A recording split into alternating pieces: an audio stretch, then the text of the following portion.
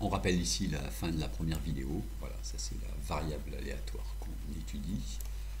Et on avait vu qu'on avait intérêt à regarder P de ln supérieur ou égal à K, parce qu'on avait des valeurs initiales et une relation de récurrence, ce qui permettait de calculer P de ln égale K pour toute valeur de K, mais seulement par récurrence. Donc le réflexe, c'est de chercher une formule explicite. Sur cette page du site de mon lycée, on trouve la preuve de tout ce qui est affirmé dans ces vidéos. Notamment, on va regarder les formules explicites ici. Alors, bien lire ceci. Voilà, c'est-à-dire que les preuves que moi j'ai trouvées de ces formules, elles sont vraiment idiotes. Voici une première formule explicite. Alors ça c'est P de ln inférieur à K. P de ln égale K, évidemment il faut faire une différence. Donc ça c'était 2 grec. Alors pour la prouver, on utilise la formule de récurrence et à ce moment-là tout est simple. Donc, ça se fait assez vite. Et voilà la deuxième formule due à un italien. Alors oui, la partie entière ici, c'est du même type. Alors sur ce lien, on en trouve encore une ou deux autres. Et là, on est assez convaincu du fait qu'il va falloir faire autre chose. On va utiliser cette approximation de SNK, qui peut se démontrer par exemple par récurrence, avec cette relation de récurrence. Et on en déduit que P de ln égale K, SNK moins SNK plus 1, voilà. Les 1 ici s'en vont, et d'où finalement cette formule d'approximation, qui n'a d'intérêt bien sûr que si on calcule la qualité de l'approximation. Alors voici une majoration de l'erreur commise pour K supérieur ou égal à 1 et P inférieur ou égal à 1,5. Alors ça c'est un détail qui permet de simplifier les calculs, et parce que quand P est inférieur ou égal à 1,5 on a des meilleurs résultats, c'est-à-dire des plus grandes probabilités, mais c'est vraiment un détail. Alors cette approximation a l'air vraiment très mauvaise, hein. Mais bien penser que P de ln égale K nous intéresse seulement si n est grand, donc K relativement grand. Sinon, on voit tout informatiquement, on peut calculer informatiquement toutes les valeurs, les petites valeurs qu'on veut. J'ai croisé finalement 6 démonstrations de ceci. Alors, plus ou moins précises ici dans l'approximation, je montre juste... Alors moi j'ai trouvé les 2 pires façons parmi les 6, j'en montre une qui est celle qui serait la plus facile à expliquer à un élève de terminale. Alors ici on a notre relation de récurrence. Voilà, et on prouve par récurrence ceci, où Qn en fait c'est 1 moins Sn. Et quand on est ici c'est presque fini. Alors l'initialisation ça se passe assez bien. Voilà, et l'hérédité c'est quand même plus lourd. Et tout ça n'utilise en fait que le théorème des accroissements finis, hein, qui n'est plus au programme de terminale depuis 2003, mais qui se prouve facilement. Bon, voilà pourquoi on va se contenter d'une heuristique, hein, pour ce résultat. Pour des probabilistes, cette formule d'approximation est une petite plaisanterie, et l'heuristique qu'on va trouver vient de cet article ici. Voilà, ça occupe 5% de cet article. Alors, Schilling, il a écrit des choses plus lisibles comme ça, de vulgarisation. Et tant que je suis sur cette page, je vois Jean-Paul Kellen, c'est sur son site que j'ai trouvé la formule de récurrence. Et je l'ai interrogé, il ne savait plus d'où elle venait, et bizarrement, les anglo-saxons n'utilisent jamais cette formule de récurrence. Voici cette heuristique. On désigne par grand N le nombre d'échecs en n épreuves de Bernoulli. On pose SI, succès à la ième épreuve. Et voici la représentation de la suite des épreuves. Alors les SI bars, ce sont les échecs, et tous les pointillés sont des succès. Alors on a des longueurs de succès L1, L2, jusqu'à L grand N. Et encore ici peut-être des succès. Les LI peuvent être nuls. Alors, en tout cas, Ln est très proche du max des LI. C'est-à-dire si n est assez grand, il est peu probable que la plus longue suite soit arrivée ici.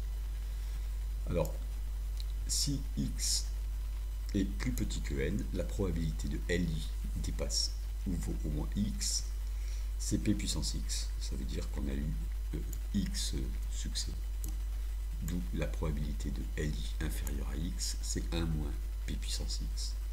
Alors Ln étant très proche du max des LI, je rappelle ce qu'on voudrait trouver, c'est ceci, cette formule d'approximation. On a ceci, Ln inférieur à x, c'est l'intersection des LI inférieurs à x, strictement. Et les LI ne dépendent que des variables xi, donc elles sont indépendantes. Et ceci s'écrit aussi 1 moins px puissance n, c'est-à-dire exponentielle de n ln 1 moins px. Et ici on va utiliser une approximation. Alors ici ça c'est l'équation de la tangente à la courbe de ln. Si on pose grand X égale 1 moins P puissance X, alors X grand, ça vaut dès que X vaut 3, 4, 5, bon, c'est ça grand. Quand on applique ça, ça fait ln 1 moins P puissance X vaut à peu près moins P puissance X. Ce qui veut dire qu'ici, on a obtenu P de ln inférieur strictement à X vaut environ moins n p puissance x. Deuxième approximation. Grand N, le nombre d'échecs en n épreuves, suit la loi binomiale n, 1 moins p.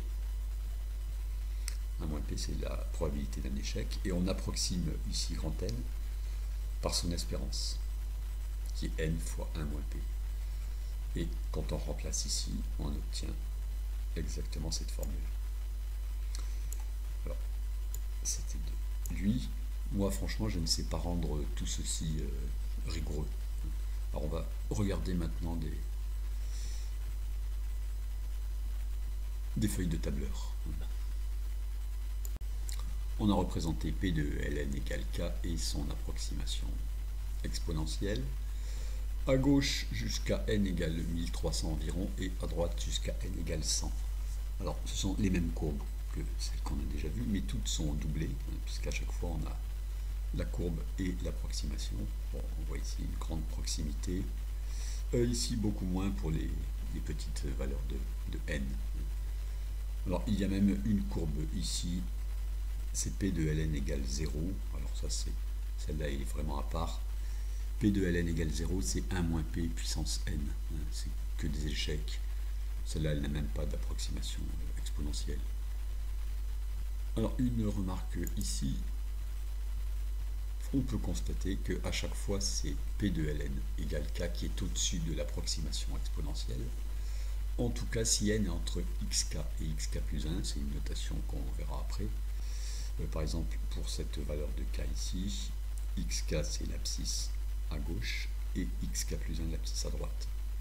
Et si on regarde de bien près, on a toujours la vraie probabilité qui est au-dessus de l'approximation. Ce qui est important dans la mesure où ce qu'on veut obtenir, ce sont des grandes probabilités. Donc on va travailler avec des fonctions, des approximations. Et en fait, les probabilités intéressantes seront toujours au-dessus de ces approximations. Alors, on a représenté en dessous l'erreur commise à chaque fois. Alors, pour les petites valeurs de k, k égale 1 ici, et les petites valeurs de n, on a des nombres assez énormes. Mais tout ça, pour toutes ces valeurs-là, on peut calculer informatiquement, donc ce n'est pas grave. Et on voit qu'ici, dès que n grandit un petit peu, les approximations sont bonnes. Et quand k augmente aussi, les approximations deviennent meilleures. Et dernier point, quand P augmente ici. Ici, P vaut 0,5. Alors, si on fait diminuer P, alors évidemment, on a moins de courbes, on voit moins bien les courbes, mais a priori, on doit voir que les... Voilà, ici, par exemple, on a confusion complète entre la P de ln égale K et son approximation. Les erreurs diminuent nettement.